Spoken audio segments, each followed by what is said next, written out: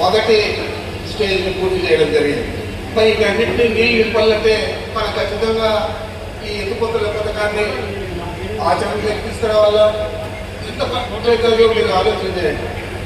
రెడీగా మోటార్లన్నీ ఉన్నాయి, ఎక్స్ప్రెషన్ అంతా అయిపోయింది, మొత్తం 200 ఖర్చు చేస్తే ఈరోజు మనం ఎత్తిపోతల ద్వారా నీళ్ళు ఇవ్వచ్చు. మరి దాన్ని కూడా చేయకుండా మన ప్రాంతంలో వసూలు చేసే ట్యాక్సులు కానీ, మన ప్రాంతంలో వచ్చే ప్రభుత్వ వనరులు ఏవైతే ఉన్నాయో అన్నీ కూడా కానీ, లేదా మన ప్రాంతంలో మన ప్రజలు ఆయన చెప్పినట్లు రాత్రి పగులు తాగే పరిస్థితిలో ఉన్న ఆదాయం కానీ ఏది కూడా మనకు రాకుండా మొత్తం అంతా తీసుకుపోయి అమరావతిలో పెడతా ఉన్నాం.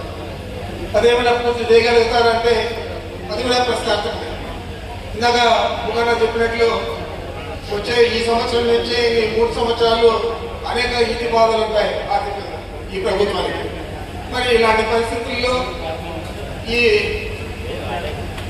23 నెలల్లో మనం 60 నెలల్లో ఎంత అప్పు చేశామో మన ప్రభుత్వం ఉన్నప్పుడు అనేక పథకాలన్నీ కూడా అమలు చేసి జగన్మోహన్ రెడ్డి గారు చెప్పిన ప్రతిదీ కూడా అమలు చేసేదే కాకుండా చెప్పని కూడా ఇలా ప్రజల కోసం ముందుకు తీసుకొచ్చారు.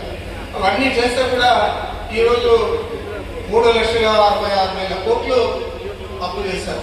మరి ఈ నెల, ఈ ఆర్థిక సంవత్సరంలో ఈ నెల మొదటి వారంలో 4,400 కోట్లు, మరి ఈ వారంలో 4,600 కోట్లు, మొత్తం 9,000 కోట్లు ఈ నెలలోనే అప్పు చేయడం జరిగింది.